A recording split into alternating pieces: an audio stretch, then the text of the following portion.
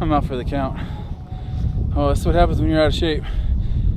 What is up? Back at it with a little bit of an education video for you. So we're gonna drop some science and we're actually gonna get out there and put this science into practice. So today, I know I've done a video like this before, but this is gonna be a little bit different. We're talking about energy systems. So we're talking about cardio, because one thing that I think Jake and I have a hard time with is people that think the best way to get in shape is just to come in, walk on a treadmill, do their elliptical day after day, 40 minutes a day, when they're not getting the results they want. So how do you get the results you want to get bigger, faster, stronger, leaner? How do you get these things? And first, you need to understand energy systems of the body. So up here, we have energy systems. The first is the phosphagen system. So phosphagen system, think short term. This is stuff that's under 10 seconds. The reason why we take creatine phosphate is for this system right here. ATP, adenosine triphosphate, turns into adenosine diphosphate as you're working out. So this way, when you take creatine, you're saturating the muscle, saturating your body with that, and it donates into the phosphagen group. So just think this is short spurts, intense lifting, under 10 seconds. The next energy system we have is the aerobic system. The aerobic system, runners, long distance runners, think your cardio, your extended cardio people. So aerobic means with oxygen, because that's how the system works. It uses oxygen to deliver to the muscles, to those body parts that are working. Now this increases blood flow. There's a lot of good things about LIS cardio. That's what this is right here. It's LIS cardio. It's not as taxing on your central nervous system, but what happens is to keep up with your body's quick adaptation process, I guess you call it, your body's gonna adapt quickly to the stimulus you're throwing at it, because you've all done, you should also incorporate this. This is HIIT. This is high intensity interval training. And this is an anaerobic system, so that means without oxygen, without O2. So your body's actually using glycogen. Glycogen is like NOS for our bodies. Glycogen is carbohydrate. So if you're an athlete, this is why athletes shouldn't do keto diets in my opinion, because you need those carbs. You need that NOS to perform. So if you want to perform better, if you want to be stronger, if you want to be faster, if you want to be leaner, this is where you want to play for your cardio. And again, this is going to be 10 seconds to 2 minutes. So this is quick.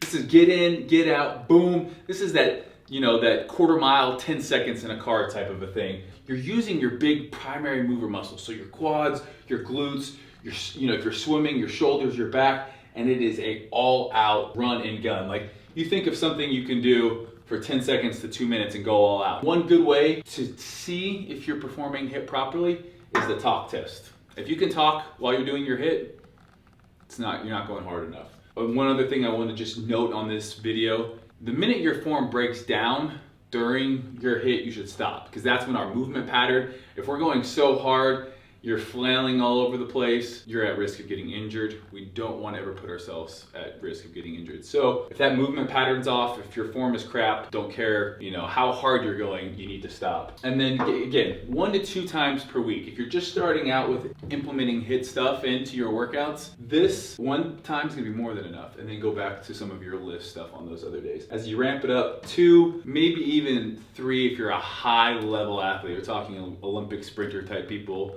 But again, if you're lifting, taxing your central nervous system, if you're doing deadlifts and squats, so this is also going to tax that, so just take notice of that. But this is what we're going to be talking about today, and we're going to talk a little bit about my favorite outdoor workouts that you guys can do. You guys can give them a try, and then we're actually going to do one inside as well. So it's going to be fun. I'm going to get tired. All right guys, coming at you with quality content. Today's gonna be something you can use to get your ass in shape. That's me included. So what we're gonna be showing you pretty much the 5 best high intensity, we're talking HIIT, high intensity interval training. I'm gonna send it over to Jake real quick. He's gonna tell you a little bit about HIIT.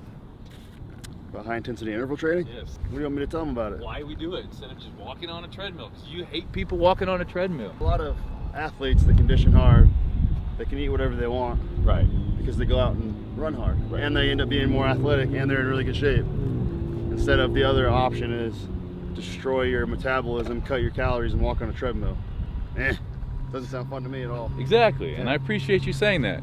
So today we're giving you kind of drill. Well, these are drills that we have both done in college training for football. Biggest, leanest, meanest athletes on the planet, I think, are NFL linebackers. So that's typically how we like to train. Rugby players, they're big, they're muscular, they're fast. They're kind of everything that I want to be. So a lot of these are football drills, and we're gonna give you guys our 5 best fat loss, high intensity interval training workouts here. Let's do it. Like anything we do, we always warm up. So we're just gonna warm up. You guys can watch it. We're gonna roll that B-roll. It's hot out here. I don't know what else to say. Let's roll it.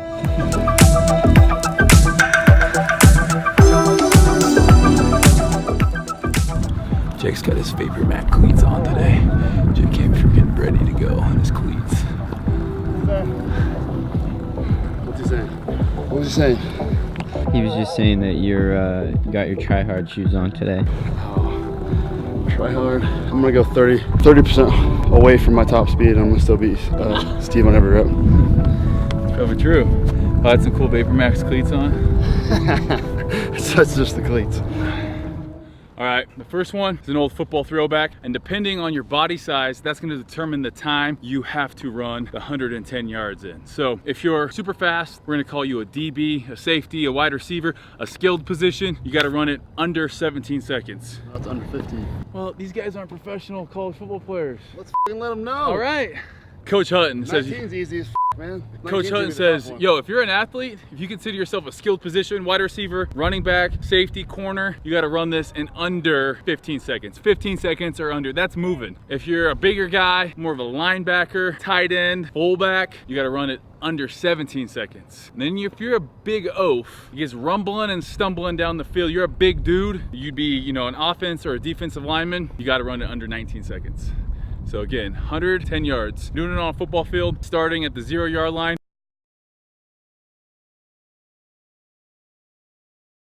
And I'm neither.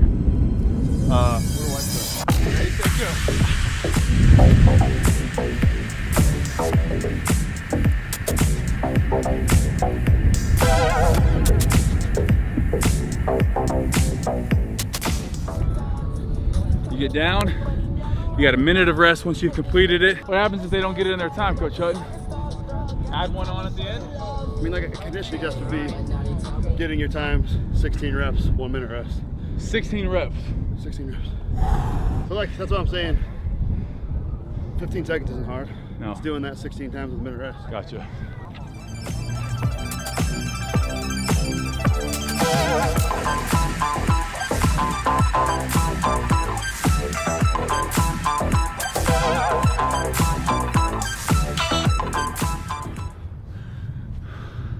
You guys have a friend to do these with, keep each other accountable on time. I'm talking to you guys because I'm trying to stall a little bit. What do you think we're doing these in? Let's check. On this one, on this time, I'm gonna throw my hand up when we get down there and we'll put it on the screen.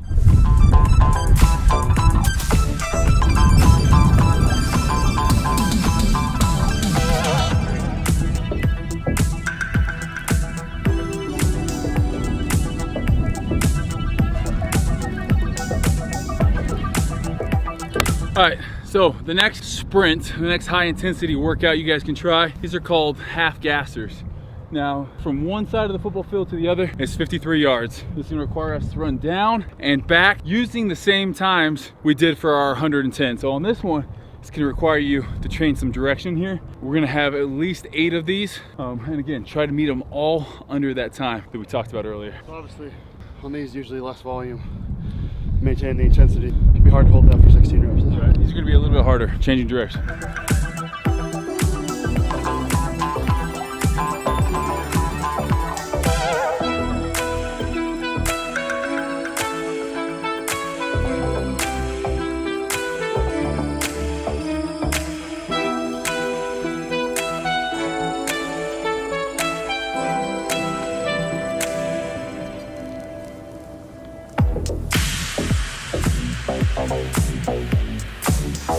So let's move on. I'm exhausted. Next we're gonna do 60-yard shuttles. Now this one is gonna require you guys to know how far 5 yards is. So we're gonna be running 5 back, 10 back, 15 back. That's a total of 60 yards. What we're gonna wanna do here, 8 every minute on the minute. So go rest a minute, go again.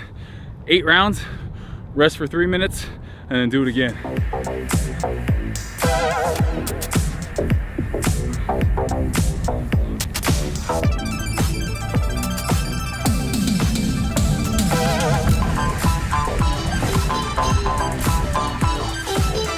Why these are tough? All that change of direction. It takes a lot to get these big primary movers, these quads going. And if you break down, stop, it takes a lot of energy to get them started again. So that changing direction, it's gonna tax you more. So again, 1 minute rest, 8 rounds, 3 minute break, 8 rounds again.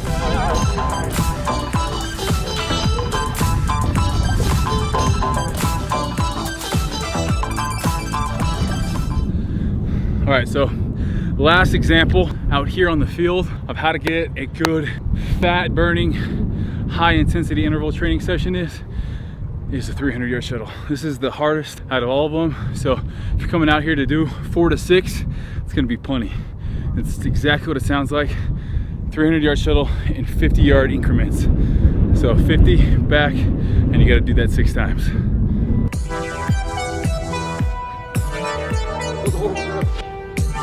That was a horrible go.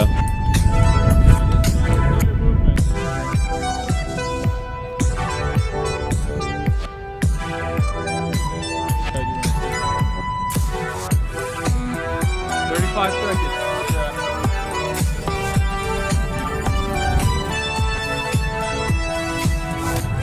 54.70. That's all. That one might make you guys throw up. Rest here is a little bit longer. 3 minute rest. I'm out for the count. Oh, that's what happens when you're out of shape. Again, it's a whole lot easier to stay in shape than to get in shape. Coach Hutton said that. You're thinking of those. I know you were. Why are you always judging me? Are you judging me because I believe in science? I don't know why you always have to be judging me. Because I only believe in science. So if you can't get outside, it's rainy, it's 1,000,000 degrees, it's snowy, it's freezing, gotta do your high intensity training in here, that's fine. You can pick any cardio pretty much in here, rower, bike, treadmill. If you have any kind of joint pain, the rower, the Airdyne's nice.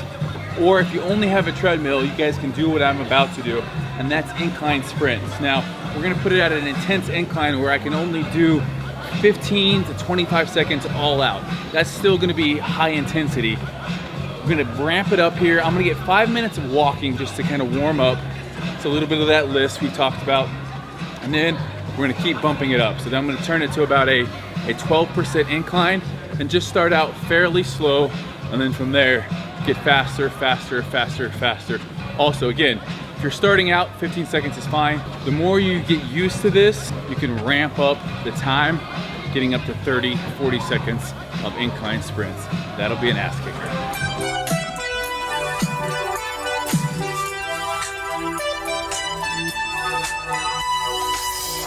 All right, now that we're warmed up, we got the incline set at 10. The speed set at 9. This is gonna be my first set. Again, this one, 20 seconds, all out. I'm gonna be doing 10 rounds of this. So I'm gonna start off something that's manageable, and then as I ramp it up, as it gets harder and harder and harder, the idea is to only rest a minute and jump back in and do it. Once you find that sweet spot, stay there for the duration.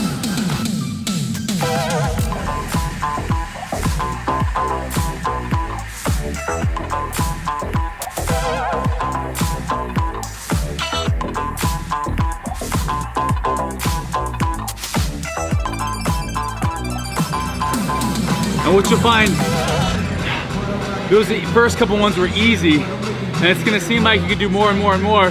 We're gonna find that sweet spot where you're not fully recovering. So make sure you're going all out, but still you're using good form on here. I've now maxed out the treadmill, so we're gonna see how it goes. 5, 3, 2,